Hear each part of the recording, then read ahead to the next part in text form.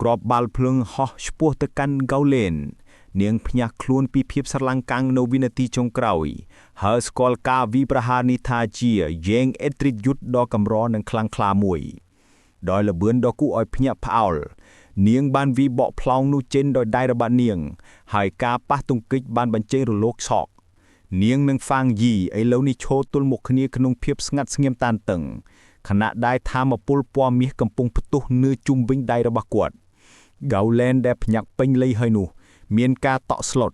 រូបភាពផ្កានោះបាននាំមកវិញនូវការចងចាំដ៏អាក្រក់ហើយរូបភាពខ្មោចនៃមិត្តភក្តិដែលបានស្លាប់របស់នាងបានលេចឡើងក្នុងគំនិតរបស់នាងខណៈដែលនាងឆ្ងល់ថាតើការត្រៀមលក្ខណៈរបស់នាងនៅតែមិនគ្រប់គ្រាន់ដែរឬទេដោយឃើញថានាងបានវិលត្រឡប់មករកស្មារតីវិញលៀនយីនិងស៊ូឈីងក៏ប្រញាប់ទៅជិតនាងលៀនយីសួរថាតើនាងមិនអីទេឬអីខណៈដែលស៊ូឈីងក៏សង្កល់ដោយឆ្លាតវៃថាកៅឡានកំពុងត្រូវបានប៉ះពាល់យ៉ាងធ្ងន់ធ្ងរដោយ Dark Attribute ហើយស្នើថាវាជាការប្រសើរសម្រាប់ពួកគេទាំងអស់គ្នាដែលត្រូវនៅជាប់គ្នាដោយមិនអើពើនឹងពួកគេហ្វឹងយីបានឈានជើងទៅមុខដោយមានទំនុកចិត្តគាត់បានថ្លែងថាចំពោះ Seaside Flower គឺគ្រប់គ្រាន់ហើយប្រសិនបើគាត់ទៅតែម្នាក់ឯងហ្វាងយីសម្រាប់ចាត់ដោះស្រាយស្ថានភាពនេះដោយខ្លួនឯងគាត់ក៏បានដើរយ៉ាងស្ងប់ស្ងាត់ឆ្លងកាត់ទីធ្លាដែលពោពេញដោយអបនោះឆ្ពោះទៅរកផ្កាដែលកំពុងបញ្ចេញពន្លឺរំពេញនោះដីក៏ចាប់ផ្ដើមរិញជួយសត្វចម្លែកដ៏ធំសម្បើមអាក្រក់ដូចឆ្កែចចកដែលមានភ្នែកក្រហមភ្លឺបានផ្ទុះចេញពីដីហើយលោតទៅមុខមាត់របស់វាបោធំបង្ហាញព្យុះដ៏គួរឲ្យភ័យខ្លាចនៃមុខដែលស្រែកតូចនិងថាមពលពណ៌ក្រហមងងឹតខណៈដែលវាក្រហឹមដោយភាពស្រែកឃ្លានដែលមិនតក់ស្លុតហ្វាំងយីបានកោះហាយអមពលពណ៌ខៀវដែលកំពុងផ្ទុះទៅកាន់ជុំរៀមដែលរបស់គាត់នឹងនិយាយពាក្យមួយម៉ាត់ថា Divine Thunder គាត់បានបញ្ចេញផ្លែកបន្តដ៏ធំសម្បើមជាច្រើនដែលបានបំបែកឆ្លងកាត់ដងខ្លួនរបស់សត្វចម្លែកនោះសត្វនោះបានក្រហឹមដោយការឈឺចាប់ខ្លួនរបស់វាពោពេញដោយអគ្គិសនីប៉ុន្តែវាមិនបានដួលរលំឡើយហ្វងយីមើលវាហើយដឹងថាសត្វ Fox Demon នេះប្រកាសជាបានស៊ីសត្វចម្លែកផ្សេងទៀតរាប់មិនអស់ដើម្បីផ្លាស់ប្ដូរបានដល់កម្រិតនេះកំណត់អត្តសញ្ញាណថាជាការគម្រាមកំហែងថ្នាក់ S Class មួយទៀតដោយដឹងថាត្រាលើ Dark Tide គឺបណ្ដោះអាសន្នហើយពេលវេលារបស់ពួកគេជិតអស់ហើយគាត់ដឹងថាគាត់ត្រូវតែបញ្ចប់វាឲ្យបានឆាប់រហ័ស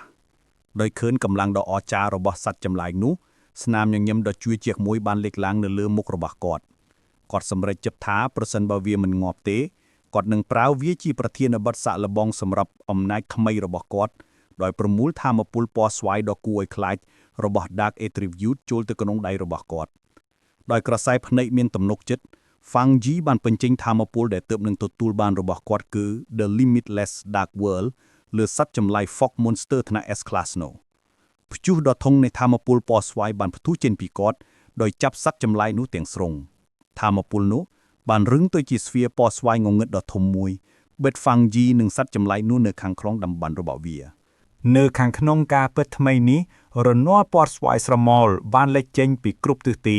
ដោយរំពន្វិតយ៉ាងតឹងជុំវិញសត្វថ្នាក់ S Class សត្វចម្លែកនោះតស៊ូហើយយំខ្សឹកសួរដោយការឈឺចាប់រូបរាងដ៏ធំរបស់វាចាប់ផ្ដើមរួមតូចក្រោមសម្ពាធដ៏ធំសម្បើមនៃដែនរបស់ហ្វាំងយីបន្ទាប់មកបង្អោយប្រព័ន្ធមួយបានលេចឡើងដោយបញ្ជាក់ពីផលប៉ះពាល់ដល់បំផ្លិចបំផ្លាញនៃបច្ចេកទេសរបស់គាត់ក្រោមឥទ្ធិពលនៃ The Limitless Dark World ភាពមិនប្រក្រតីថ្នាក់ S Class ត្រូវបានបង្ខំឲ្យទម្លាក់កម្រិតពីពេញលេញទៅជាការគំរាមកំហែងថ្នាក់ B Class ឈរនៅមុខសត្វដែលចុកសយឥឡូវនេះហ្វាំងយីគាត់សម្គាល់ថាភាពមិនប្រក្រតីថ្នាក់ S Class នោះប្រកាសជាមានមូលដ្ឋានខ្សោយណាស់ទើបត្រូវបានទម្លាក់កម្រិតយ៉ាងងាយស្រួលនៅពេលដែលសត្វចម្លែកនោះអាចគ្រប់គ្រងបានហើយដាវរបស់គាត់ក៏ឆេះឡើងដោយអណ្ដាតភ្លើនពណ៌មាសក្រហមគាត់បានប្រកាសថាការប្រយុទ្ធបានបញ្ចប់ហើយបានវាយកាប់ដល់សាហាវតែមួយដងបំផ្លាញសត្វចម្លែកនោះទាំងស្រុងក្នុងអណ្ដាតភ្លើងនៅខាងក្រៅស្វែស៊ូឈិងយីងនិងលីនយីមើលទៅលើក្លាប់បាល់ដ៏ធំនៃថាមពលងងឹត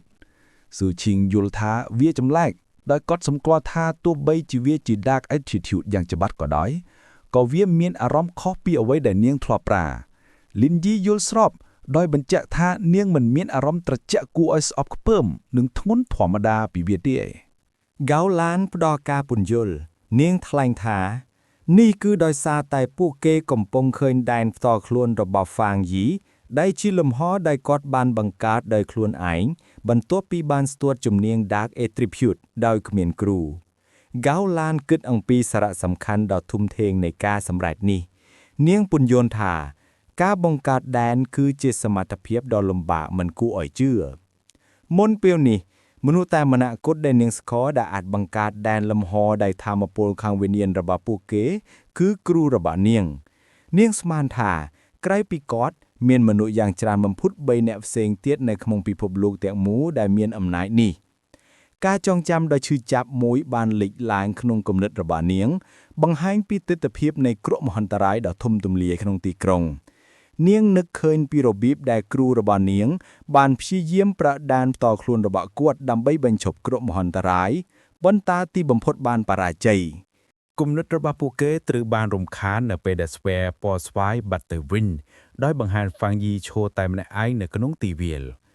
กาวล้านหนึ่งสู่ชิงยิงเย็นกาพยับเอาอย่างครั้งจำพวกเหลือเบือนได้กดบานบรรจับก้าประยศจีมวยหนึ่งกากรวีได้ธรรมดาหนึ่งสนามอย่างยิมดอทเทียเนียฟังยีประกาศทาChaotic Barrier Mount กู้แต่มีสวัสดิภีปีปัญหาหน้ามือเตียดหายเนื่องไปได้บำบอนนูเมียนสวัสดิภหายฟังยีก็บานดายอย่างสงับสงัดชปูตรกชิไซฟลาเวอร์ได้กำปุ้งปันเจงปุนลือ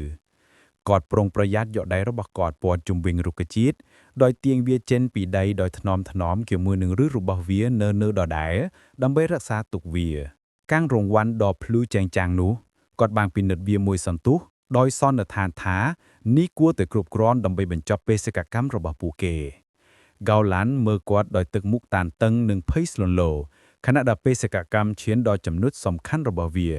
แฟงอีตรลบตึกกรมวิ่งให้บังหันคราดอลเกาหลันได้กอดสมควลปีตุ่มหมตุ้ยระบาเวีย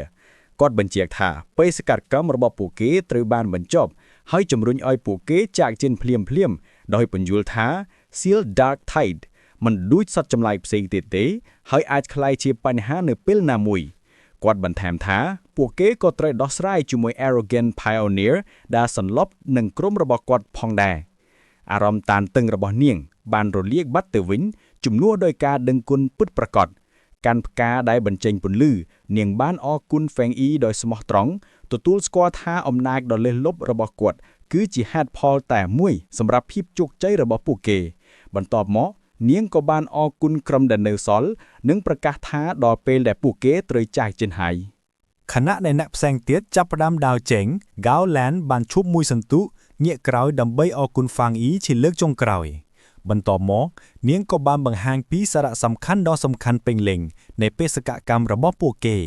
เนียงปุญโยธาเอลเดอร์วูได้เจียจิงกองเรียมพายอเนียใต้มวยกุดระบบซีเนชัน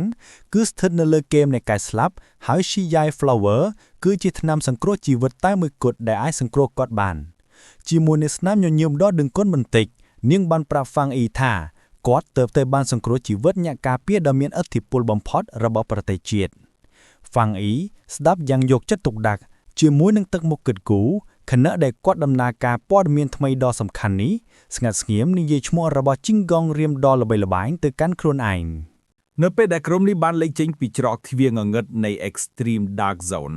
ตีบอมพอดโปเกตหรือบานสฟากุมโดยเมดแต่โปปิ้งโดยปปกระหอมเวลเมดึกนามสอกกระหอมบานเลือกกันดับใดระบเนียงล้านโดยเจจำเนะสไลด์โดยการทูสเบาอย่างคลั่งถาตีบอมพอดโปเกไอเมอร์เคยปุ่นหรือหายบานรุ่ยจีวิตเล่นยี่ยลสอบดังก้นแต่บานเคยปุ่นลือทั้งไงมาดองเตียนการตลอดมกวิ่งระบบปูเกตหรือบานสวากมดาวรโลกในการออบอซาโตปีฟวงมันเตรดอทอมแต่บ้านโรงจำยางอันเตซาปูเกออบอซาโตกายยอมกวิ่งในซีไฮฟลาวเวอร์เดตตูลบานจุกใจได้ตตูลสกอลทาปูเกมันเชื่อเตียงสรงตีในเปียได้เกาล้านบานจุนดำเนินดอดปูเกจิเลือกดำบงขณะได้กรมลุได้ฉลองกัดเพลวได้เตรบานชูชายได้ฟูมนุเมดักน้อมสอกกระหอมเมียนการพยักอาลจำปุยจำนวนมนุษย์ได้เมียนวัฒเมียนในตินุนอนามันเนี่ยในกนฟงมนุษย์ชงอลคลังถาแต่นอนาเตยเดี๋ยวปิดจีไอยอบกานุบานรำปิกนุตึกมุกระบาดเลียนยีปลายจีพยักอาลขณะดาเนียงก็ កត់សម្គាល់ឃើញអ្វីមួយនៅខាងមុខពួកគេចតនៅចំផ្លូវរបស់ពួកគេគឺជារថយន្តយោធាដ៏ធំគ្រឿងស័ក្តិធ្ងន់ដែលមានទាហានវរជននៅសងខាងមេដឹកនាំសក់ក្រហមបានស្គាល់រថយន្តនោះភ្លាមៗនិងនិមិត្តសញ្ញានៃ Stargard Warzone ដ៏ល្បីល្បាញដែលជាកម្លាំងយោធាដ៏មានឥទ្ធិពលបំផុតនិងល្បីល្បាញបំផុតនៅក្នុង Chia Nation ទាំងមូលរលកនៃការដឹងខ្លួននិងការខ្មាស់អៀនបានកើតឡើងលើនាងខណៈដែលនាងយល់ថា Golan គឺជាសមាជិកនៃអង្គភាពវរជននេះដែលធ្វើឲ្យនាងសោកស្ដាយដែលបានស្រែកដាក់នាងកាលពីមុន Stargard Warzone ត្រូវបានចាត់ចំណាត់ឋានៈជាស្រុកយោធាលេខ1នៅក្នុងប្រទេសជាតិបន្ទាប់ពីការរស់ឡើងវិញនៃធម្មពលខាងវិញ្ញាណបានចាប់ផ្ដើមគុណសម្បត្តិពិសេសរបស់ពួកគេបានអនុញ្ញាតឲ្យពួកគេធានាតំបន់ហាមឃាត់ដែលសម្បូរទៅដោយធនធានបំផុតដោយបង្វែរពួកគេទៅជាទីកន្លែងដាំដុះដ៏មានតម្លៃនៅពេលដែលពួកគេចូលកាន់តែជិតមន្ត្រីម្នាក់បានប្រគល់ CI Flower ដែលឥឡូវនេះត្រូវបានរក្សាទុកយ៉ាងមានសុវត្ថិភាពនៅក្នុងធុងពណ៌ខៀវភឺទៅកាន់មន្ត្រីជាន់ខ្ពស់ម្នាក់ដោយប្រុងប្រយ័ត្នមន្ត្រីនោះត្រូវបានបង្ហាញថាជា Major Hanley ដែលយុធងនោះដោយស្នាមញញឹមដ៏ពេញចិត្តបន្តិចនៅក្នុងការបង្ហាញការគោរពដ៏គួរឲ្យភ្ញាក់ផ្អើលនិងមិននឹកស្មានដល់ Major Hanley និងក្រុមទាហានទាំងមូលរបស់គាត់បានឈរត្រង់ដោយត្បាយធ្វើការគោរពផ្លូវការយ៉ាងមុតស្រួចដោយ Fang Yi ដែលធ្វើឲ្យគាត់ភ្ញាក់ផ្អើលយ៉ាងខ្លាំងបន្ទាប់មក Major Hanley ក៏ងាកទៅកោឡានដោយធានានាងថាគាត់នឹងបញ្ជូនCI Flower ទៅកាន់មន្ទីរពេទ្យភ្លាមៗហើយថានាងអាចសម្រាកដោយស្រួលកោឡានយល់ព្រមដោយនិយាយថានាងនឹងតាមក្រោយបន្តិចជាមួយនឹងទំនិញដ៏មានតម្លៃរបស់វាត្រូវបានធានារថយន្តពាកដៃក៏បានបើកចេញយ៉ាងលឿនជាមួយនឹងវិបត្តិបន្ទាន់ត្រូវបានដោះស្រាយកោឡានក៏ងាកមកប្រឈមមុខនឹង Fang Yi គាត់សួរនាងដែលផ្តាវថាតើនាងមកពី Stargard Warzone មែនទេនាងបានបញ្ជាក់ថាជានាងមែនហើយបន្ថែមថាដំណឹងនៃកម្លាំងដ៏អស្ចារ្យរបស់លោកបានរីករាលដាលពាសពេញក្នុងស្រុកយោធាទាំងមូលរបស់នាងរួចទៅហើយដោយទឹកមុខជឿជាក់និងដឹងច្បាស់នាងបានប្រាប់លោកថាមិនយូរប៉ុន្មានលោកនឹងក្លាយជាអសរជនដ៏ល្បីល្បាញនិងសំខាន់បំផុតយ៉ៅឡានបន្តការសន្ទនារបស់នាងជាមួយ Fang Yi ដោយសារភាពដោយបើកចំហថានាងទទួលស្គាល់កម្លាំងបុគ្គលរបស់លោកគឺអស្ចារ្យគ្រប់គ្រាន់ដើម្បីយកឈ្នះដោយឯងសូម្បីតែកងអនុសេនាធិរាជដ៏ឆ្នើមបំផុតនៅក្នុងតំបន់សង្គ្រាមរបស់នាងបន្តមកទៀតនាងបានធ្វើការផ្ដល់ជូនជ្រើសរើសផ្លូវការដោយចង្អុលបង្ហាញពីសក្តានុពលគ្មានដែនកំណត់របស់លោកនិងអញ្ជើញលោកឲ្យចូលរួម Stargard Warzone ដោយសន្យាថានឹងផ្ដល់ឲ្យលោកនូវធនធានបណ្ដុះបណ្ដាលដ៏ល្អបំផុតនាងក៏បានធានាដល់លោកផងដែរថារង្វាន់សម្រាប់បេសកកម្មនេះសម្រាប់ក្រុមរបស់លោកនិងសម្រាប់កងអនុសេនាធិរៈរបស់ស៊ូជីងយីនឹងត្រូវប្រគល់ជូនក្នុងពេលឆាប់នេះ Fang Yi ស្ដាប់ដោយស្នាមញញឹមបន្តិចប៉ុន្តែហាក់ដូចជាកំពុងពិចារណាជំរឿនរបស់លោកសំឡេងរបស់នាងក៏កាន់តែធ្ងន់ធ្ងរនៅពេលនាងពន្យល់ពីភាពធ្ងន់ធ្ងរពិតប្រាកដនៃស្ថានភាពរបស់ពួកគេនាងបានប្រាប់ Fang Yi ថាជាមួយនឹងពិភពលោកកំពុងផ្លាស់ប្ដូរយ៉ាងឆាប់រហ័សបញ្ហាប្រឈមដ៏បន្ទាន់បំផុតរបស់ប្រទេសជាតិគឺការគំរាមកំហែងនៃភាពមិនប្រក្រតីនៃគុណលក្ខណៈងងឹតចក្ខុវិស័យនៃទីក្រុងមួយត្រូវបានលេបត្របាក់ដោយពពកដ៏ធំនៃថាមពលពណ៌ស្វាយនិងខ្មៅដ៏អាក្រក់បង្ហាញពីចំនួនរបស់នាងបានព្រមានថាចំនួននៃភាពមិនប្រក្រតីទាំងនេះកំពុងកើនឡើងក្នុងអត្រាគួរឲ្យព្រួយបារម្ភនាងបញ្យល់ថាឥទ្ធិពលនៃតំបន់ងងឹតទាំងនេះនឹងបន្តពង្រីកដូចជាដុំសាច់ដ៏សាហាវដែលអាចបង្កឲ្យមានផលវិបាកមហន្តរាយនៅពេលណាមួយដោយសារតែគ្រោះថ្នាក់ដ៏ធំនេះនាងនិយាយថាពួកគេគ្មានជំរឿនក្រៅពីបង្កើតតំបន់ហាមឃាត់ហើយមានអង្គការនានាដូចជាសមាគមធម្មពលខាងវិញ្ញាណការពារយ៉ាងតឹងនៅតំបន់ទាំងនោះនាងបញ្ជាក់ថានាងមិនប្រាប់រឿងនេះដើម្បីដាក់សម្ពាធលើលោកឲ្យចូលរួមនោះទេប៉ុន្តែដោយសារតែនាងជឿថាអ្នកត្រួសត្រាយដោយឆ្នាមនឹងមានអំណាចដូចលោកសមនឹងបានទទួលសិទ្ធិដឹងការពិតនៃស្ថានភាពរបស់ពិភពលោកដែលយល់ពីភាពស្មោះត្រង់របស់នាង Fang Yi ញញឹមហើយផ្ដល់ការធានាដល់នាងលោកប្រាប់នាងថាលោកយល់ហើយថាប្រសិនបើលោកជួបប្រទះភាពមិនប្រក្រតីណាមួយនៅពេលអនាគតលោកនឹងមិនឈរមើលហើយមិនធ្វើអ្វីឡើយលោកប្រាប់នាងថានាងអាចស្ងប់ចិត្តលើចំណុចនោះបានដែលបានលិង្គការសន្យារបស់លោកការបញ្ចេញមតិដ៏តឹងរឹងនិងនឿយហត់របស់តៅឡានទីបំផុតបានប្រែទៅជាស្នាមញញឹមធូរស្បើយពិតប្រាកដដោយណែនាំខ្លួននាងជាផ្លូវការនាងនិយាយថាវាជាកិត្តិយសដែលបានជួបលោកហើយផ្ដល់ឲ្យលោកនៅនិមិត្តសញ្ញាងងឹតទូតមួយ ฟังยี่ยกเวียต่อยบังไฮเนบันเตกเมาได้มีนิมิตสัญญาณเนียก1อักษรสำหรับ Star God Warzone ตาวลานปนโยธานิมิตสัญญาณนี้1พดอลไอโลกนสิทธิ์โจลปราประโดยมีการรัฐบัตตัวกันดำบอนหามขวดนามวยสำหรับบรรดาระบบโลกหายถาทวีใน Star God Warzone คลูนายน์1บ่าวจุมหอจินิกสำหรับโลกบนตอบมกเนียงบานเทือสำนาดอสำคัญจงกรอยมวยได้สู้ทาตาวโลกจองหมกจูบเอลเดวูได้รึกเลฟังยี่สู้ทาตาวเนียงจองเมียในทาเนี่ยตรวจไตรอาณาจักรจริงแมนเตเนียงปนโยธาบุคคลนี้คือจือครูระเบาะเนียงหายเนียงเกตทาฟังยี่กัวแต่จูบกอดตัวใบจีเนียงในใจทานี่กร้อนแต่จีบำนองปรารถนาพตอลนอเปลเนียงจองฟื้จีมดระเบาะโลกก็ได้ฟังยี่ตตุลโยกาปดอลจูนระเบาะเนียงนังนิมิตสัญญาแดนเนียงบางปดอลไอโลกได้ดักเวียนนกนองห้าวเปล่าระเบาะโลกโลกยลพร้อมตัวจิมวยเนียงในใจท้าวิจิเรืองละอ้อได้เมียนมดการแต่จรานจีอำน้อยดำไม่ทราบจวบมันตะคิบทำไมอบาปูเกโลกบานลูกได้เจ้งได้เมียนปนลื้อรันแตะปอคิ้วชายชาบได้ปรับเนียงท้าลูกมีนาไว้มุ้ยสำหรับเนียงเจ้าหลานเมียนการเงื่องชะง่อปันแต่แฝงยีปัญโยนท่าโลกกิดถาโลกไอสำอาดจิตปูลกุลลักษณะงองึดไดเนอร์เซซอขึ้นคลุนบ่อเนียงบ้านมุนเป็นเนียงไอเมียนปฏิกรรมโลกบ้านแบ่งเจนปนลือรันแตะปอเขี้ยวแดปวดจุมริงเนียงถังสรงพรไอเนียงพิญญะพอลถ้ามาปูลบันโฮฉลองกัดเนียงหอยเนียงเมียนกาพิญญะพอลแดดังท้ากุลลักษณะรันแตะเมียนประสิทธิเพียบเจียบ้าลการชี้จับตระเจียหนึ่งจื้อดังเนียงเมียนอารามตรบ้านจุมนัวดอยเพียบสปึกสปุนดอกกักกระดัลหอยเนียงดังท้าเพียบมันสู้บานบัตเตอร์วินแต่งสรงข้างขนองระบุจารระบอเนียงปีกุลลักษณะงงึดจับประดามเชียซัสบอยในเปได้เรียงไกระบอเนียงเตรบานสำอาดดอยท่ามาปุลเนียงเมียนอารามทานเนียงกำปงกาติดทไมในเปได้กุลลักษณะรนแตะดอกกำร้อหนึ่งเมียนอมนาดดอกเจียดปุลแทงเลาะเจนปีเรียงไกระบอเนียงในเปได้เวจอบเฟ่งหยีสัวเจ้าลามท้าเต่าเนียงเมียนอารามอย่างหน้าเนื้อแต่ปดจุงวิ่งแบบกาเพื่องรนแตกบนติดบนตัวเนียงมันจะทานเนียงเมียนอารามอจ้าหอยท้าท่ามาปุลงงึดไดโนเสาร์เตรบานดอกจริงแต่งสรงสู้จริงยี่เมื่อคณะได้กรมครูเป็ดอยู่จะตุกดักจำปูนเนตรูตรายดอกชมงชไมได้สันลอบดอกชงอท่าเต้าอาจช่วยสังครูอย่างน้ำมันแนได้รงระบวดเงินแบบนี้บ้านได้เลยเตเนียงเงียมกให้เพียงเปล่าเนเปคืนแฟรงยี่หนึ่งเจ้าล้านน็อตตายเนาตีนัวปันตายเนียงบ้านกัดสังกอลเพียมท้าออร่าระบาดเจ้าล้านหักด้วยชีคอกเนียหอยระบวดระบาเนียงหักด้วยชีบานบัตเตอร์หายเจ้าล้านปุญโยธาเฟงยี่บานปรากุลลักษณะรนแตะดอกกำรอสดสารระบาโลกดำใบสำอาดจิตโปลกุลลักษณะงงึดเจงปีประปวนระบาเนียงแต่งสรงสู้จริงหยีเมียนกาเพียงฟ้าเอาจังปัวเรื่องนี้ดังฐานนี้คือจิตลักษณะปิดในอำนาจระบบขมิงเปราะระบาเยิงวิอาตรบานปราดำใบบ่มพลานสตราหนึ่งช่วยสังครัวมนุษย์เนียงจังเอาตัวเฟงยีได้กาเพียงฟ้าเอาได้กรอนแต่ส่วนเนียงท้าเต่าเนียงกำปงเมือเอาไว้กุมนึกเอาจารมวยบานเฉาะยบสู้จริงยีหอยเนียงบานกรีได้ยังรมเพิ่มตัวการกลุ่มครูเป็ดเนียงตัวรถเฟงยี่หนึ่งสนาเพบจะได้กู้โดยปัญโยธาประสันบาปวกเกอร่วมบรรจุขณีเนื้อธรรมปลข้างวิญญาณดับโลกจมวนนังอุปกรณ์เวชศาสตร์ตำเนิดระบบโปเกอาจจุสังครุเนี่ยตัวตรายจิจรันเตียได้รงตุกปีกาปุกระลวยในกุลลักษณะงงเงิดบ้านดำใบบางหายฐานเนียงทงทงโง่เนียงบ้านอ่อนกบายอย่างเจื้อได้ยังวอลโลกไอ้บางหายอำนาจระบบโลกดังเตียนฟังยีเนาสงิมได้คิดตั้งปีสำนาระบบเนียงฟังยียลพร้อมให้บรรเจนปลือรนเตียปอกคิ้วได้กรุบกรองปีได้ระบบโลกได้สู้ถาตากาบางหายนุกรุบกรอนหรืออาจกรมครูเป็นวินาโดยเขื่อนธรรมปูลสดสารนุบานเหมือนเจ้ายังรำเพิ่มถาวิหะโดยชีกำปงน้ำหน้ากา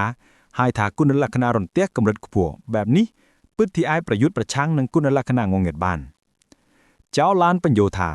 เนื้อไปได้ฟังยีเพียบานเนียงธรรมปูลตระบานบรรจุนได้ทอลให้บ่มพลายกาปกระลุยในข้างขนองเนียงสู้จริงยีแนะนำทาเอาไว้ถึงอ้อได้พวกเกตรกาคือไอ้ฟังยีหนึ่งเนี่ยจำเงือการได้คะแนนตัวเช่นอย่างนั้นก็กรูเป็ดบานมันเจถามันเม้นเนี่ยดำดกกรุบรูปโนเตส่วนใบแต่นึกขนมอนาจะบังเกิดวิญญาณก็อาจตุบโตหนึ่งธรรมโพลสดสาดแบบนี้บานได้ลูกปัญโยตการสู้จริงยีได้กำปงยยมท้า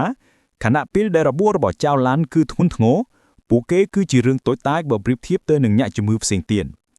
ลูกปันสมานถากับชีบาวเนี่ยตรูตรายดอชมังนึ่งดำรือไอเมียงธรรมโพลขางวิญญาณดับดอง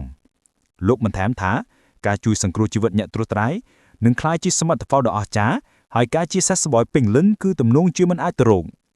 ฟังยี่ยลพร้อมจมปวนนิเตวิธีโดยสู้กรมครูแปดปีระบิบเตธรรมโพลคางวิญญาณระเบาะโลกปุกีบันนอมโลกชปูตการรถยุนสังครูบันตวน គ្រូពេទ្យម្នាក់ប្រាប់លោកឲ្យដាក់ដៃរបស់លោកទៅក្នុងឧបករណ៍ពិសេសមួយនិងបញ្ជឹងថាមពលខាងវិញ្ញាណរបស់លោកដែលហ្វាំងយីយល់ព្រមធ្វើពីចម្ងាយលីនយីមើលដោយគិតអំពីរបៀបដែលនាងមិនដែលនឹកស្មានថាជីអូឡានគឺជាសមាជិកជាន់ខ្ពស់នៃ Stargate Warzone ដ៏ឆ្នើមនោះទេនាងមានការភ្ញាក់ផ្អើលដែលបងប្អូនជីដូនមួយរបស់នាងមានអំណាចខ្លាំងណាស់ដែលសូម្បីតែអង្គភាពយោធាដ៏ល្បីល្បាញនេះក៏កំពុងព្យាយាមធ្វើជាមិត្តជាមួយលោកដែរនាងចងចាំពីរបៀបដែលជីអូឡានដែលជាធម្មតាត្រជាក់បានសុំដោយផ្ទាល់ឲ្យធ្វើជាមិត្តរបស់បងប្អូនជីដូនមួយរបស់នាងហើយថែមទាំងបានផ្ដល់និមិត្តសញ្ញាផ្ទាល់ខ្លួនរបស់នាងដល់លោកទៀតផងមួយសន្ទុះក្រោយមកហ្វាំងយីបានងាកទៅរកលីនយីនិងមេដឹកនាំសក់ក្រហមដោយពិនិត្យមើលពួកគេលីនយីបញ្ជាក់ថាពួកគេមានអារម្មណ៍ល្អបន្ទាប់មកនាងបញ្យល់ថានាងនិងមេដឹកនាំសក់ក្រហមបានសម្រេចចិត្តចេញទៅវឹកហាត់បន្ថែមទៀតហើយធ្វើបេសកកម្មមួយចំនួនដោយខ្លួនឯងពួកគេមានអារម្មណ៍ថាពួកគេមិនអាចពឹងផ្អែកលើលោកជានិច្ចហើយចាំបាច់ត្រូវរីចម្រើនខ្លាំងជាងមុនដោយខ្លួនឯងដោយបានបញ្ចប់ការផ្ទេរធម្មពលរបស់លោកហ្វាំងយីយល់ព្រមជាមួយនឹងការសម្រេចចិត្តរបស់ពួកគេដោយគ្រាន់តែប្រាប់ពួកគេឲ្យប្រយ័ត្នលោកមើលពួកគេដោយស្នាមញញឹមទុយមួយនិងមុទិនភាពគិតថាបងប្អូនជីដូនមួយរបស់លោកបានធំឡើង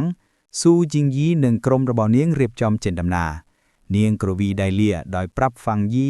និងជីអូឡានថាពួកគេនឹងជួបគ្នានៅបេសកកម្មបន្ទាប់មកជីអូឡានប្រាប់ហ្វាំងយីថាដល់ពេលដែលពួកគេត្រូវទៅលេងអេដាវូហើយដល់ពេលដែលរថយន្តសង្គ្រោះបន្ទាន់របស់ពួកគេបើកចេញទៅស៊ូជីងយីមានការខកចិត្តយ៉ាងច្បាស់ដល់ត្អូញត្អែរយ៉ាងខ្លាំងថា Stargate Warzone របស់យោធាបានលួចបុគ្គលដ៏មានអំណាចបែបនេះពីពួកគេមិត្តរួមក្រុមរបស់នាងព្យាយាមលួងលោមនាងគំនិតចុងក្រោយបង្ហាញពីបញ្ហាផ្ទៃក្នុងនៅក្នុងសមាគមធម្មពលខាងវិញ្ញាណដែលត្រូវបានពិពណ៌នាថាមានភាពវឹកវរព្រែកហើយកងអនុសេនាធិរៈកម្ពុជារបស់ខ្លួនមិនមានឆន្ទៈក្នុងការសហការឡើយហ្វាំងយីនិងចៅឡានមកដល់មន្ទីរពេទ្យទំនើបដ៏ធំមួយដែលជាវត្តសន្តិសុខខ្ពស់បំផុតនៃមូលដ្ឋានវិទ្យាសាស្ត្ររបស់ Stargate Warzone ហ្វាំងយីសួរថាតើនេះជាកន្លែងដែល Elderwu ដែរឬទេ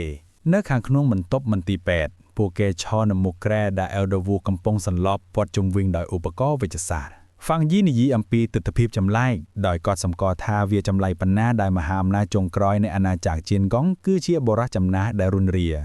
ហ្វាំងយីសង្កេតមើលស្ថានភាពរបស់អ្នកចាស់ទុំមុខនិងករបស់បរិយាចំណាស់ត្រូវបានគ្របបណ្ដប់ដោយសរសៃពណ៌ក្រហមហើយក៏ដកដង្ហើមតាមរយៈឧបករណ៍ជំនួយដង្ហើមចៅឡានពន្យល់ថាស្ថានភាពរបស់គាត់គឺអាក្រក់ជាងនេះទៅទៀតពីមុននិយាយថាគាត់មើលទៅដូចជាសាកសពនាងបន្ថែមថាសូម្បីតែបន្ទាប់ពីប្រាប់ការឈឺសៃដ៏មានតម្លៃលើគាត់ក៏ដោយក៏គាត់នៅតែមិនទាន់ភ្ញាក់ដែរដោយបារម្ភហ្វាំងយីឆ្ងល់ថាតើមានអ្វីកើតឡើងចំពោះមនុស្សដែលមានអំណាចបែបនេះដើម្បីទុកឲ្យគាត់នៅក្នុងស្ថានភាពនេះចៅឡានចាប់ផ្ដើមប្រាប់រឿងរ៉ាវនៃសមរភូមិដែលនាំឲ្យគ្រូរបស់នាងសន្លប់នាងរៀបរាប់ពីរបៀបដែលភាពមិនប្រកាន់ដីនៃគុណលក្ខណៈងងឹតដ៏ធំមួយបានលេចឡើងនៅលើទីក្រុងលួងដើម្បីបញ្ឈប់ភាពមិនប្រកាន់ដីពីការលេបត្របាក់ទីក្រុង Elderwu ដែលជាគ្រូរបស់នាងបានឈានទៅមុខដើម្បីបិទត្រាវាទាំងអស់ដោយខ្លួនឯងការរំលឹកឡើងវិញបង្ហាញថាក្រុមដែលនៅសល់របស់នាងផ្ទេរធម្មពលខាងវិញ្ញាណរបស់ពួកគេទៅកាន់គ្រូរបស់ពួកគេដើម្បីគាំទ្រគាត់ភាពមិនប្រកាន់ដីដែលពួកគេបានប្រឈមមុខគឺហួសពីការគំរាមកំហែងកម្រិត S ទម្រង់នេះដ៏ធំសម្បើមដែលធ្វើពីធម្មពលងងឹតបានគ្របបង្ដាប់លើទីក្រុងដែលទ្រុឌទ្រោម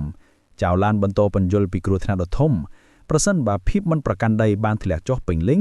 វានឹងបំផ្លាញរាជធានីនិងទីក្រុងជុំវិញទាំងអស់ដោយទម្លាក់ប្រទេសជាតិទាំងមូលទៅក្នុងភាពវឹកវរនៅក្នុងការឆោចុងក្រោយដ៏អសង្ឃឹម Elderwu បានប្រើដែនផ្ទាល់ខ្លួនរបស់គាត់ដើម្បីបិទត្រាភាពមិនប្រកាន់ដីកម្រិត S ប៉ុន្តែមហន្តរាយគឺខ្លាំងជាងការរំពឹងទុករបស់ពួកគេទៅទៀតអំណាចដ៏លឹមលប់នៃគុណលក្ខណៈងងឹតបានបក់បោកមកលើគាត់ដោយធ្វើឲ្យរាងកាយរបស់គាត់ពុករលួយចៅឡានសន្និដ្ឋានថាប្រសិនបើគាត់មិនមែនជាម្ចាស់នៃអាណាចក្រជៀនកុងទេគាត់នឹងត្រូវប្រែក្លាយទៅជាផែភ្លាមត្រឡប់មកបច្ចុប្បន្នវិញហ្វាំងយីមើលចុះទៅវីរបុរសដែលសន្លប់ដោយការគោរពថ្មីលោកទទួលស្គាល់ថាដើម្បីបញ្ឈប់ការបំផ្លិចបំផ្លាញទីក្រុង Elderwu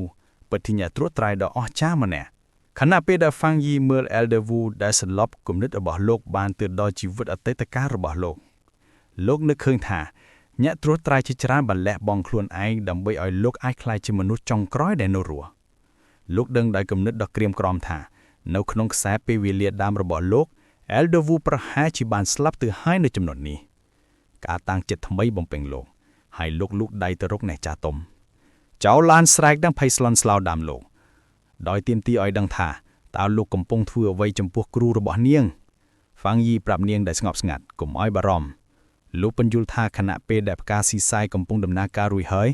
លោកចង់ព្យាយាមដកគុណលក្ខណៈងងឹតរឹងរូសមួយចំនួនដែលនៅសេសសល់នៅក្នុងខ្លួនរបស់អ្នកចាស់ទុំលោកដាក់ដៃរបស់លោកនៅលើទ្រូងរបស់អ្នកចាស់ទុំហើយថាមពលរន្ទះពណ៌ខៀវដ៏ខ្លាំងក្លាចាប់ផ្ដើមហូរចូលទៅក្នុងខ្លួនរបស់បុរសចំណាស់ហ្វាំងយីបញ្យល់ថានេះនឹងជួយឲ្យគាត់ភ្ញាក់ឡើងលឿនជាងមុនចៅឡានមើលដោយការភ្ញាក់ផ្អើលដោយលន់ម៉ាត់ថាមពលដែលលោកកំពុងព្យាយាមសម្អាតបានមកពីគ្រោះមហន្តរាយកម្រិត S បន្ទាប់ពីស្តាក់ស្ទ័រមួយសន្ទុះនាងបានយល់ព្រមដោយប្រាប់ហ្វាំងយីឲ្យបន្តហើយព្យាយាមប្រហែលជាលោកគឺជាអពហុនហេតុដែលពួកគេត្រូវការបន្ទប់ត្រូវបានបំពេញដោយសម្លេងប្រេះឆ្រារបស់អំណាចរបស់ហ្វាំងយីនៅពេលដែលលោកចាក់ធម្មពលរបស់លោកចូលទៅក្នុងអ្នកចាក់ទុំចៅឡានប្រមានលោកឲ្យប្រុងប្រយ័ត្នដោយបញ្យល់ថាគុណលក្ខណៈងងឹតនៅខាងក្នុងគ្រូរបស់នាងគឺគួរឲ្យភ័យខ្លាចជាងចំណងងងឹតទៅទៀតនាងបន្ថែមថាបើគ្មានការស៊ីសាយទេការជាសះស្បើយរបស់អ្នកចាស់ទុំនឹងមិនយឺតយ៉ាវបែបនេះទេហ្វាំងយីទឹកមុខធ្ងន់ធ្ងរបញ្ជាក់ថាលោកយល់ហើយលោកអាចមានអារម្មណ៍ថាអំណាចដ៏ធំសម្បើមនៃភាពងងឹតនៅក្នុងខ្លួនរបស់អ្នកចាស់ទុំលោកដឹងថាទោះបីជាអំណាចបន្សុទ្ធរបស់ផ្កាស៊ីសាយបានធ្វើឲ្យវាចុះខ្សោយក៏ដោយក៏ធម្មពលងងឹតនៅតែអាចបញ្ចេញកម្លាំងដ៏ធំនិងជិះជាន់បានរំពេចលុះរលកនៃធម្មពលងងឹតដ៏ខ្លាំងក្លាបានផ្ទុះចេញពីគ្រែដោយរុនហ្វាំងយីនិងចៅឡានត្រឡប់មកវិញចៅឡានស្រ័យព្រមានដោយប្រាប់ហ្វាំងអ៊ីឲ្យប្រយ័ត្ននិងផ្ដោតគុណិតរបស់លោកខណៈដែលធម្មពលងងឹតកំពុងចាប់ផ្ដើមប៉ះពាល់ដល់លោកជាការឆ្លើយតបអូរ៉ាពណ៌មានអភ្លឺចែងចាំងបានផ្ទុះឡើងជុំវិញហ្វាំងអ៊ីនៅពេលដែលលោកធ្វើឲ្យការពារខាងវិញ្ញាណផ្ទាល់ខ្លួនរបស់លោកសកម្មភ្នែករបស់លោកបញ្ចេញពន្លឺពណ៌មាសប៉ុន្តែលោកដឹងដោយការភ្ញាក់ផ្អើលថាធម្មពលងងឹតបានទាញស្មារតីរបស់លោកចូលទៅក្នុងចក្ខុវិស័យនៃអតីតកាលលោកឃើញខ្លួនឯងឈរតែម្នាក់ឯងនៅលើផ្លូវដែលគេបក់បង់ចោលនៅក្នុងទីក្រុងដែលទ្រុឌទ្រោមដោយសម្លឹងមើលទៅភ្នែកក្រហមដ៏ធំនិងគួរឲ្យភ័យខ្លាចនៃភាពមិនប្រក្រតីដែលបានលេបត្របាក់មេឃនៅខាងក្នុងចក្ខុវិស័យផ្លូវចិត្តភ្នែកក្រហមដ៏ធំរបស់ភាពមិនប្រក្រតីបានគ្របដណ្ដប់លើទីក្រុងដែលទ្រុឌទ្រោមហើយសួរហ្វាំងអ៊ីថាតើលោកជានរណាហ្វាំងអ៊ីដឹងថាដោយការប៉ះគុណលក្ខណៈងងឹតដែលនៅសេសសល់ក្នុងខ្លួនរបស់ Elder Wu វិញ្ញាណរបស់លោកត្រូវបានទាញចូលទៅក្នុងការបំផ្លន់ដ៏គ្រោះថ្នាក់នេះដោយមិនខ្វល់ខ្វាយលោកឆ្លើយដោយជឿជាក់ថាអត្តសញ្ញាណរបស់លោកមិនសំខាន់នោះទេព្រោះលោកគ្រាន់តែជាអ្នកដែលបានមកដើម្បីលុបបំបាត់វាខណៈដែលដៃរបស់លោកបញ្ចេញពន្លឺរន្ទះពណ៌ខៀវលោកសន្និដ្ឋានថាភាពមិនប្រក្រតីនេះមិនមានអំណាចដោយដែលវាហាក់ដូចជាការឆ្លើយតបភ្នែកយក្សបានបាញ់កំជ្រួយក្រហមដ៏មុតស្រួយដ៏ធំមកលើលោកដោយចាប់លោកភ្នាក់ផ្អាហ្វាំងអ៊ីបានធ្វើឲ្យបច្ចេកទេសដកដង្ហើមព្រះអាទិត្យពណ៌មាសរបស់លោកសកម្មយ៉ាងឆាប់រហ័សភ្នែករបស់លោកបញ្ចេញពន្លឺដោយធម្មពលពណ៌មាសនៅពេលដែលលោកត្រៀមការពារខ្លួនលោកបានគេចចេញពីព្យុះនៃកំជ្រួយក្រហមដែលភ្លៀងធ្លាក់ពីលើមេឃយ៉ាងលឿនបន្ទាប់មកភាពមិនប្រក្រតីបានបញ្ចេញទង់ផ្ចិតនៃរន្ទះក្រហមនិងខ្មៅចម្លែកផេងអ៊ីក៏សម្គាល់ថារន្ទះចម្លែកនេះគឺខ្លាំងដូចរន្ទះដ៏ទេវភាពដែលលោកបានស្រូបយកនៅលើភ្នំយូហងភាពមិនប្រក្រតីបានបង្ហាញទម្រង់ពិតរបស់វាដោយផ្លាស់ប្ដូរទៅជាហ្វូងដ៏ធំនៃសត្វល្អិតរាប់មិនអស់ដែលបង្កើតឡើងពីធម្មពលគុណលក្ខណៈងងឹតសុទ្ធសាធដែលវិលជុំវិញភ្នែកក្រហមកណ្ដាលផេងអ៊ីទទួលស្គាល់ថាសត្វទាំងនេះនីមួយៗគឺខ្លាំងដោយសត្វចម្លែកពីចំណងងងឹតហើយលោកយល់ថាមានរាប់សិបលានក្បាលបន្ទាប់មកហ្វូងទាំងមួយបានធ្លាក់មកលើលោកដោយជាខ្យល់គួចដ៏គួរឲ្យភ័យខ្លាចជាការឆ្លើយតបទៅនឹងការគំរាមកំហែងដ៏ធំផេងអ៊ីបានកោះហៅដាវដ៏កាយសាហាវរបស់លោកដោយប្រឈមមុខនឹងហ្វូងសត្វចម្លែកលោកប្រកាសថាជំរឿតែមួយគត់របស់លោកគឺការលុបបំបាត់សត្វល្អិតទាំងនេះជាមួយនឹងការស្រែកដោយការតាំងចិត្តលោកបានចោទប្រកាន់ទៅមុខនិងបញ្ចេញការវាយប្រហារដ៏កាចសាហាវដ៏ធំដែលកាត់ផ្លូវដ៏ភ្លឺចែងចាំងឆ្លងកាត់បេះដូងនៃហ្វូងនោះការវាយប្រហារដ៏មានអំណាចរបស់លោកបានកាត់ភ្នែកកណ្ដាលនៃសត្វនោះជាពីរដោយជោគជ័យលោកវិភាគការគំរាមកំហែងដោយកំណត់អត្តសញ្ញាណវាថាជាភាពមិនប្រក្រតីសមូហភាពកម្រិត S ទោះជាយ៉ាងណាក៏ដោយលោកទាយថាអំណាចរបស់វាត្រូវបានចុះខ្សោយយ៉ាងខ្លាំងប្រហែលជាដោយសារតែវាជាការបំភ្លាន់ឬដោយសារតែឥទ្ធិពលបន្សុទ្ធនៃផ្កាស៊ីសាយដែលត្រូវបានប្រើប្រាស់នៅលើ Elder Wu រួចហើយ ពាក់កណ្ដាលនៃហ្វូងទាំងពីរបានធ្លាក់ចុះទៅកាន់ទីក្រុងដែលទ្រុឌទ្រោមខាងក្រោមនិងផ្ទុះនៅពេលប៉ះពាល់ភេងអ៊ីឆក់ចត់លើដំបូលដៃមើលពីលើសំណល់លោកទាយថាអំណាចបច្ចុប្បន្នរបស់វាគឺប្រហែលជាកម្រិត B ហើយឆ្លុះបញ្ចាំងដោយការគោរពថានេះគឺជាគ្រោះមហន្តរាយបំផ្លាញទីក្រុងដែល Elderwood ប្រឈមតែម្នាក់ឯង ហ្វាំងយីដឹងថាការគំរាមកំហែងគឺធំជាងអ្វីដែលលោកគិតដំបូងទៅទៀតដោយប្រមូលផ្ដុំធម្មពលវិលវល់ងងឹតនៅក្រឹងដៃរបស់លោកបានបញ្ចេញបច្ចេកទេសគុណលក្ខណៈងងឹតផ្ទាល់ខ្លួនរបស់លោកដែលជាពិភពងងឹតគ្មានដែនកំណត់ខ្យល់គួយដ៏ធំនៃភាពងងឹតសុទ្ធសាធបានផ្ទុះចេញពីលោកហើយចាប់ដើមស្រូបយកភាពមិនប្រក្រតីដោយសត្វល្អិតសត្វនោះមានការភ្ញាក់ផោលដោយដឹងថាគូប្រជែងរបស់វាមិនមែនជាមនុស្សទេជាមួយនឹងស្នាមញញឹមដ៏ជឿជាក់ហ្វាំងយីក្រាន់តែឆ្លើយថាទីអីចឹងទៅលោកស្រែកបញ្ជាឲ្យបើកហើយខ្យល់គួចងងឹតរបស់លោកស្រូបយកភាពមិនប្រក្រតីកម្រិត S ដែលនៅសល់ទាំងស្រុងនៅពេលដែលធម្មពលចុងក្រោយរបស់វាបានរសាត់ទៅសារព្រមានចុងក្រោយមួយបានបន្តឆ្លងកាត់ចន្លោះប្រហោងយើងនឹងត្រឡប់មកវិញឆាប់ៗនេះហ្វាំងយីអណ្ដែតនៅខាងក្នុងរង្វង់នៃធម្មពលងងឹតផ្ទាល់ខ្លួនរបស់លោកដែលគិតថាសារចុងក្រោយត្រូវតែជាបំណែកនៃស្មារតីរបស់ភាពមិនប្រក្រតីលោកពិចារណាលើការប្រើប្រាស់ពាក្យថាយើងព្រមានហើយឆ្ងល់ថាតើនេះមានន័យថាគ្រោះមហន្តរាយស្រដៀងគ្នាផ្សេងទៀតកំពុងរងចាំលេតឡើងដែរឬទេខណៈដែលពិភពបំភាន់ក្រហឹមហើយចាប់ផ្ដើមរលំជុំវិញលោកសម្រេចចិត្តថាវាជាការល្អបំផុតដើម្បីចាក់ចេញហើយគិតអំពីវានៅពេលក្រោយស្មារតីរបស់លោកត្រឡប់ទៅពិភពពិតវិញដោយការភ្ញាក់ផ្អើលលោកបានលូកដៃចូលទៅក្នុងខ្លួនរបស់ Elderwood ភ្លាមៗហើយចាប់ផ្ដើមទាញធម្មពលគុណលក្ខណៈងងឹតដែលពុករលួយចេញម៉ាស់នៃធម្មពលពណ៌ស្វាយងងឹតដែលឆេះឆាបជាមួយនឹងរុនតាក់ពណ៌ខៀវផ្ទាល់ខ្លួនរបស់លោកត្រូវបានទាញចេញពីទ្រូងរបស់អ្នកចាស់ទុំដើម្បីទប់ទល់នឹងសារធាតុគ្រោះថ្នាក់នោះវ៉ាងយីប្រាយសិល្បៈបិទត្រាផ្គរលាន់លើមេនាគទាំង9របស់លោកដោយចាប់ធម្មពលនៅខាងក្នុងរង្វង់នៃច្រវាក់ដ៏កាចសាហាវពណ៌ក្រហមកាន់អោបដែលបានបិទត្រាលោកពន្យល់ទៅកាន់យ៉ាវឡានដែលភ្ញាក់ផ្អើលថានេះគឺជាសំណល់នៃគុណលក្ខណៈងងឹតដែលនៅសេសសល់នៅក្នុងខ្លួនរបស់ Elderwood លោកសន្និដ្ឋានថានេះត្រូវតែជាបំណែកចុងក្រោយនៃភាពមិនប្រក្រតីដែលបំផ្លាញទីក្រុងលោកពន្យល់ថាខណៈពេលដែលអោបដែលបានបិទត្រានៃធម្មពលងងឹតនៅតែមានអំណាចឥទ្ធិពលរបស់វាត្រូវបានកាត់បន្ថយយ៉ាងខ្លាំងដោយសារតែផ្កាស៊ីហ្សាយនិងត្រាផ្ទាល់ខ្លួនរបស់ Elderwood លោកសរសើរអ្នកចាស់ទុំដោយក៏សម្គាល់ថាលោកពិតជាអ្នកត្រួសត្រាយលេខ1របស់ប្រទេសជាតិសម្រាប់ប្រាប់ប្រារាងកាយផ្ទាល់ខ្លួនរបស់លោកដើម្បីទប់អំណាចងងឹតគាត់ដឹងថាបើអ្នកណាម្នាក់ផ្សេងទៀតប្រកាសជាស្លាប់ជាច្រើនដងទៅហើយ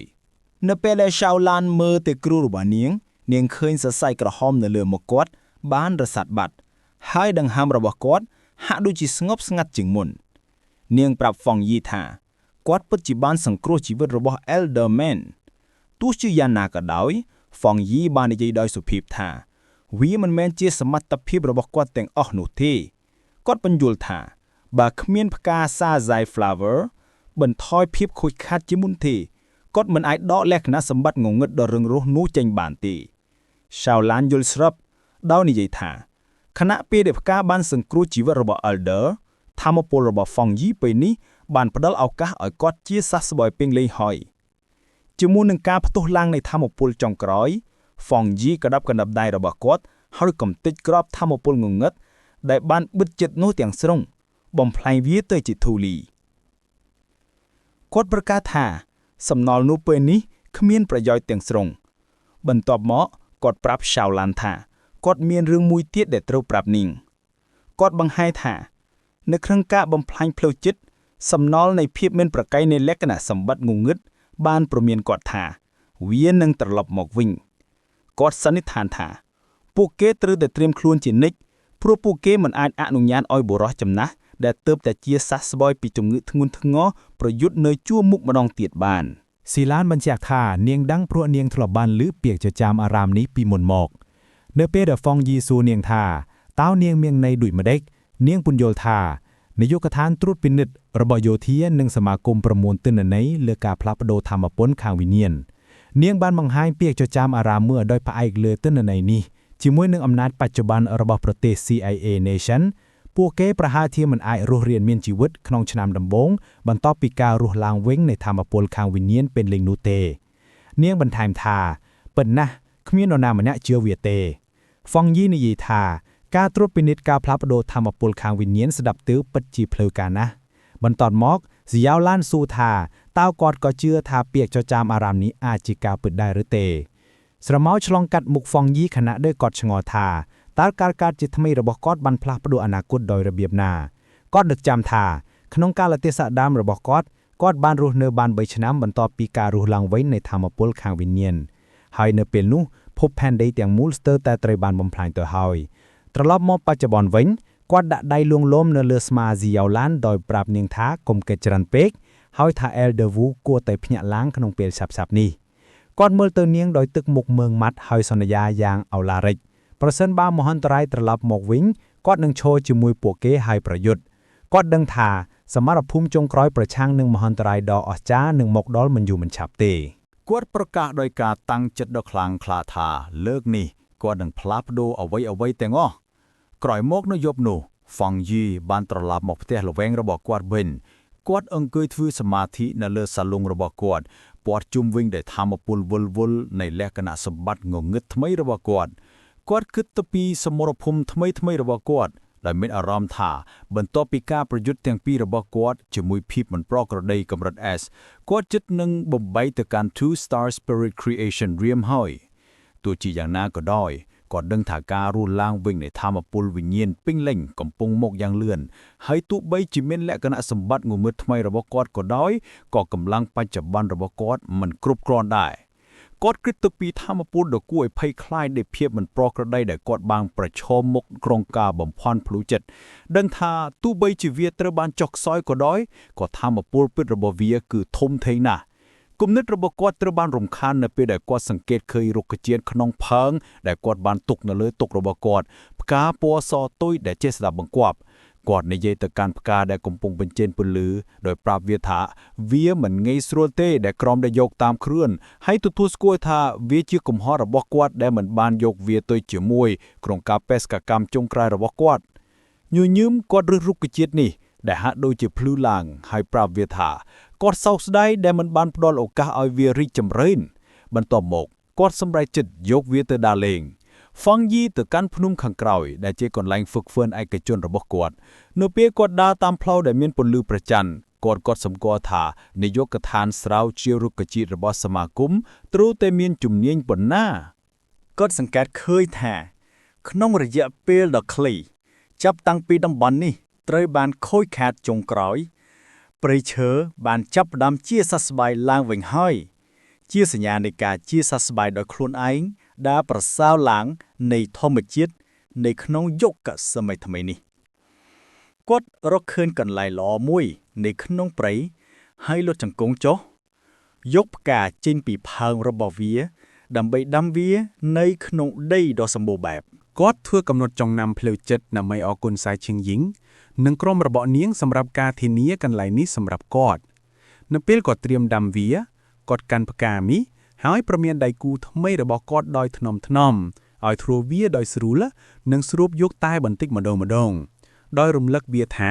ប្រសិនបើវាคล้ายជាលុបលុនពេកមិនមែនសូម្បីតែព្រៃឈើចង្អុលនៅលើភពផែនដីក៏គ្រប់គ្រាន់ដើម្បីចិញ្ចឹមវាដែរនៅពេលដែលនៅក្នុងដីផ្កាពណ៌សតូចដែលចេះស្ដាប់បង្គាប់នោះបានចាក់ឫសភ្លាមវងដ៏ធំសម្បើមនៃធម្មពលបង្ហូរជីវិតពណ៌បៃតងបានផ្ទុះចេញពីអ៊ីនដារុក្ខជាតិផ្លាន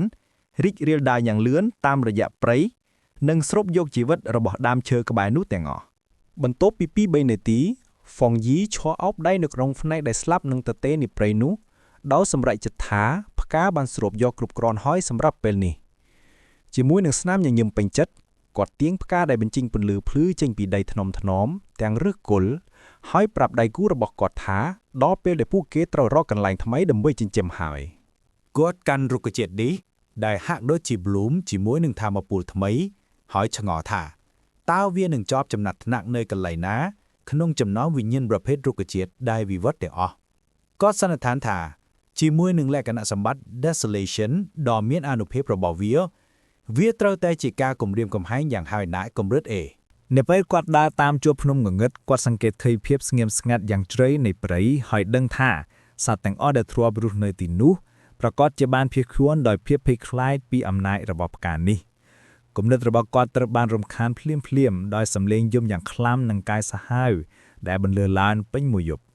ទឹកមុខរបស់ហ្វុនយីរឹងមាំឡើងនៅពេលដែលគាត់ស្គាល់សំឡេងនោះថាជាសំឡេងយំរបស់ចចកនៅលើច្រាំងថ្មចោតក្បែរនោះប្រឆាំងនឹងប្រច័ណ្ឌពណ៌ក្រហមឈាមហ្វុងចចកដ៏ធំសម្បើមដែលមានភ្នែកក្រហមភ្លឺបាំងប្រមូលផ្ដុំគ្នាទម្រង់របស់ពួកវាកំពុងផ្លាស់ប្ដូរនិងរីកធំឡើងហ្វុងយីដឹងដោយការភៀងផាថាហ្វុងចចកកំពុងស្ថិតនៅកណ្ដាលនៃការវិវត្តដ៏គ្រោះថ្នាក់ឈរនៅមុខហ្វុងចចកដ៏ធំសម្បើមហ្វុងយីកំណត់អត្តសញ្ញាណសត្វដ៏ធំនៅលើច្រាំងថ្មចោតថាជា Wolf King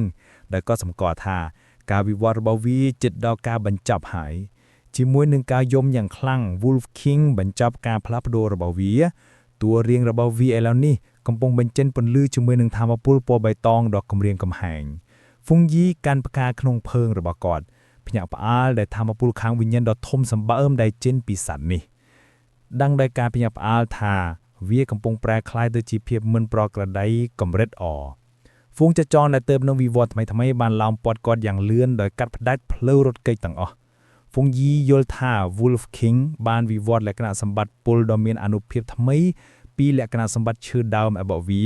ដែលជាការផ្លាស់ប្ដូរទំនងជាបណ្ដាលមកពីការស្រូបយកធម្មពលលក្ខណៈសម្បត្តិងងឹតនៅក្នុងតំបន់នោះអ្វីបើមានគ្រោះថ្នាក់ក៏ដោយហ្វុងយីនៅតែស្ងប់ស្ងាត់ដោយច្រានចោលការគំរាមកំហែងថាជាកម្លាំងកម្រិត A ប៉ុណ្ណោះគាត់យកផ្កាផសតូចដែលជាស្ដាប់បង្កប់របស់គាត់ចេញពីភើងរបស់វាដោយប្រាប់វាថាដល់ពេលដែលពួកគេត្រូវដោះស្រាយបញ្ហាហើយគាត់លួចចង្គង់ហើយដាំផ្កានៅក្នុងដីគិតថាខណៈពេលដែលភាពមិនប្រក្រតីនោះគ្រាន់តែកម្រិត A ចំនួនចចកដ៏ច្រើនគឺជាបញ្ហាអ្វីដែលសំខាន់ជាងនេះទៅទៀតទីក្រុងគឺនៅចុះពីលើភ្នំហើយការអនុញ្ញាតឲ្យពួកវាទៅដល់ទីនោះនឹងបង្កឲ្យមានមហន្តរាយដ៏ធំនៅពេលដែល Wolf King លោតវាយប្រហារហ្វុងយីប្រាប់ការរបស់គាត់ឲ្យចាប់ផ្ដើមហៅថាមពលពណ៌បៃតងដ៏ភឺស្វាងចាប់ផ្ដើមហូរចេញពីរុក្ខជាតិគាត់សម្រេចចិត្តសាក់លបងអំណាចរបស់ផ្កាដោយចង់ដឹងថាតើវាអាចធ្វើការខ້ອຍខាតប៉ុណ្ណាដោយខ្លួនឯងធ្នំដ៏ធំនៃថាមពលបង្ហូរជីវិតពណ៌បៃតងបានបាញ់ទៅលើមេឃពេលយប់អាចមើលឃើញពីចម្ងាយចុះពីលើភ្នំ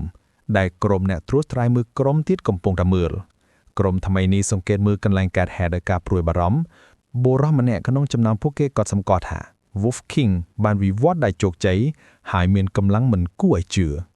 គាត់សួរអំពីកម្រិតនៃការបំពុលហើយរូបដែលស្លៀកពាក់ក្រណាត់ឆ្លើយតបថាវាបានដល់90ហើយបុរសនោះនឹងដៃគូរបស់គាត់ភ័យផ្អើលដោយការអានកម្រិតខ្ពស់ដល់គ្រោះថ្នាក់មេក្រុមដែលមានសក់ពណ៌ទង់ដែងកាន់តែតានតឹងដឹងថាគ្រោះថ្នាក់នៅតែកើនឡើងគាត់កំណត់អត្តសញ្ញាណលក្ខណៈសម្បត្តិឈើរបស់ Wolf King ថាមានយ៉ាងហោចនៅកម្រិត 3 Star Ghost Egg Realm ប្រហែលជាឈានដល់ Spirit Creation Realm ផងដែរខណៈពេលដែលហ្វូងដែលនៅសល់ក៏មានអានុភាពដែរគាត់ព្រួយបារម្ភថាក្រុមរបស់គាត់មិនមានមនុស្សគ្រប់គ្រាន់ដើម្បីដោះស្រាយការគំរាមកំហែងនេះទេដោយទទួលស្គាល់ថាសូម្បីតែគាត់ក៏ទើបតែបានបំបីទៅកាន់ 3 Star Ghost Egg Realm ថ្មីនេះដែរភ្លាមមាននឹងនាំគាត់សម្គាល់ធ្នឹមដ៏ធំនៃថាមពលពណ៌បៃតងនិងវត្តមានដ៏ច្បាស់លាស់នៃលក្ខណៈសម្បត្តិងងឹតគាត់ឥឡូវនេះយល់ថាហេតុអ្វីបានជាគំរិតនៃការបំពុលខ្ពស់ដូច្នេះគាត់ស្រ័យប្រកាសសានដោយពន្យល់ទៅកាន់ក្រុមរបស់គាត់ថា Wolf King បានវិវត្តលក្ខណៈសម្បត្តិពីរដែលជាអ្វីដែលគាត់ដឹងថាជាការកម្រក្នុងចំណោមភាពមិនប្រក្រតីការអានគម្រិតនៃការបំពុលនៅលើនាឡិការបស់មេក្រុមភ្លាមបានកើនឡើងដល់100មាននឹងនាំក្រវីថ្មីង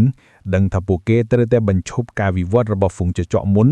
ពេលតំបន់ខាងក្រោមคล้ายជាគ្រោះថ្នាក់គាត់ទទួលស្គាល់ថាសត្វសាហាវទាំងនោះដែលកាចសាហាវរួចទៅហើយនឹងកាន់តែគួរឲ្យភ័យខ្លាចជាមួយនឹងអំណាចថ្មីរបស់ពួកគេគាត់សម្រេចចិត្តទូរស័ព្ទទៅ Spiritual Energy Association ដើម្បីសុំជំនួយភ្លាមនោះដៃក៏ចាប់ផ្ដើមរញ្ជួយយ៉ាងខ្លាំងបុរសម្នាក់របស់គាត់សួរថាតើវាជាការរញ្ជួយដៃឬអត់ប៉ុន្តែមេដឹកនាំដឹងថាការវិវត្តរបស់ចចកមិនគួរបង្កឲ្យមានការរញ្ជួយបែបនេះទេគាត់ដឹងដោយការភ័យខ្លាចដែលកំពុងកើនឡើងថាភាពមិនប្រក្រតីមួយផ្សេងទៀតបានលេចឡើង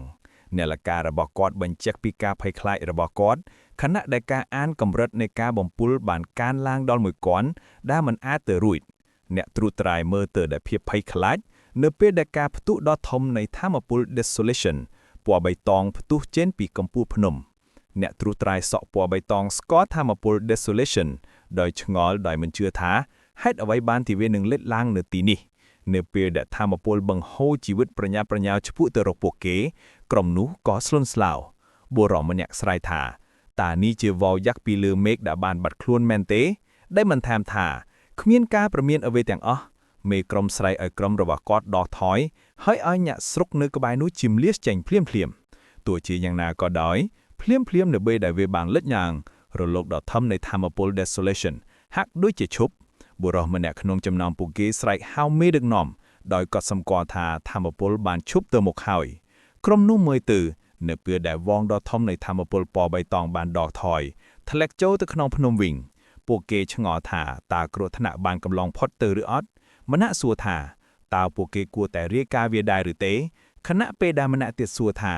តើពួកគេគួរតែឡើងភ្នំដែរឬទេនៅលើកំពូលភ្នំដែលផុងយីបានដាំផ្ការបស់គាត់ដីត្រូវបានគ្របដណ្ដប់ឲ្យនៅក្នុងបណ្ដាញនៃឫសពណ៌បៃតងក្រាស់ឬទាំងនេះបានដុះផ្កាពណ៌សភ្លឺរាប់សិប